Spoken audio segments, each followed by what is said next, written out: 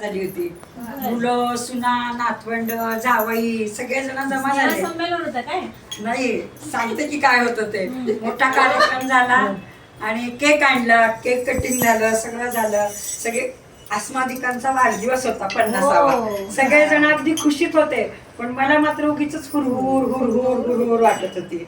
तर कशामुळे वाटत होती विचारा की कशामुळे सांगते. वयाला आली 50 हो वाटे जीवाशी, वयाला आली 50 हो वाटे जीवाशी, हुरहुर वाटे जीवाशी, हुरहुर वाटे जीवाशी, वयाला आली 50 हो हुरहुर वाटे जीवाशी, वयाला आली 50 हो हुरहुर वाटे जीवाशी. अहो डोळ्याने काही दिसेना, डोळ्याने काही दिसेना आणि पोथी पुराण वाचता येईना. बघा बरं का, आपण जेव्हा तरुण असतो ना तेव्हा आपण टीव्ही बघतो, सिनेमा बघतो, मैत्रिणी बरोबर किटी पार्टी करतो, बीसी करतो. त्यावेळेस जर पोथी पुराण वाचायचं म्हटलं तर सगळेजण काय म्हणतात, तुझं काय आता वय झालंय का, तू काही म्हातारी झाली का. म्हणजे तेव्हा करायचं राहतं आणि आता दिसत नाही, चष्मा लावून सुद्धा दिसत नाही, मग काय करणार. म्हणून ज्या वेळेस आपल्याला आवड असेल तर त्या वयात करायला पाहिजे. म्हणून म्हणते डोळ्याने काही दिसेना, पोथी पुराण वाचता येईना, डोळ्याला लागली 40 हो हुरहुर वाटे जीवाशी, डोळ्याला लागली 40 हो हुरहुर वाटे जीवाशी, वयाला आली 50 हो हुरहुर वाटे जीवाशी. अहो कानाने काही ऐकू येईना, अहो कानाने काही ऐकू येईना आणि भानगड शेजारणीची कळेना. कानाने ऐकायला येत नाही त्याचं काही नाही, हे वाटलं, पण शेजारणीची भानगड काही कळत नाही ना, ते जास्त वाईट वाटायला. शेजारणीची भानगड रोज कळायला पाहिजे. तुमच्या घरात काय चाललंय, नवरा बायकोचं भांडण चाललंय का, सासू सुनाचं भांडण, मुलगी तिची कुणाबरोबर लफडे करते त्याशिवाय वेळ कसा जाणार.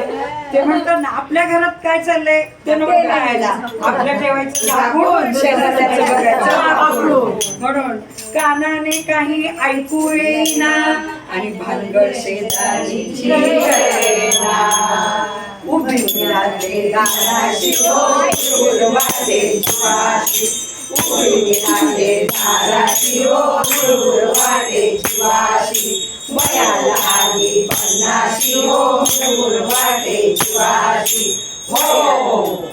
अहो दाताने दिला राजीनामा, अहो दाताने दिला राजीनामा आणि कठीण पदार्थ खाता येईना.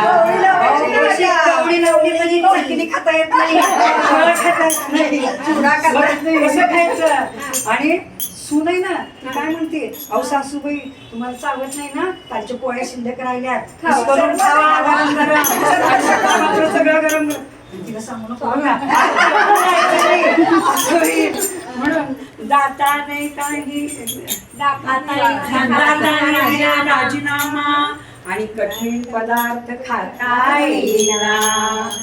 कसं तरी वाटतंय जीवाशी हो हुरहुर वाटे जीवाशी, कसं तरी वाटतंय मनाशी हो हुरहुर वाटे जीवाशी, वयाला आली 50 हो हुरहुर वाटे जीवाशी.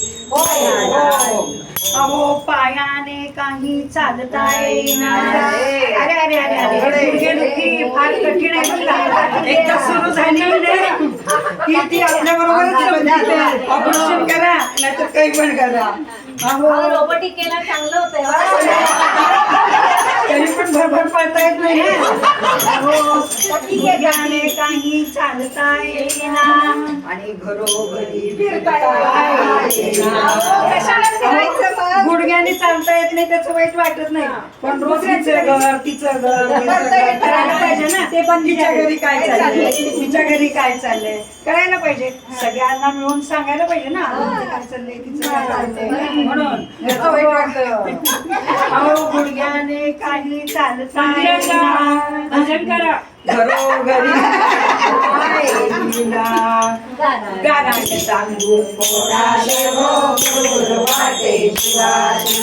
गाणं सांगू कोणाले हो गुरुर वाटे शिवाजी. वयाला आली पन्नासी हो गुरुर वाटे शिवाजी. वयाला आली पन्नासी हो गुरुर वाटे शिवाजी. हो अहो पुरे झाली या देहाची विटंबना. अहो पुरे झाली या देहाची विटंबना.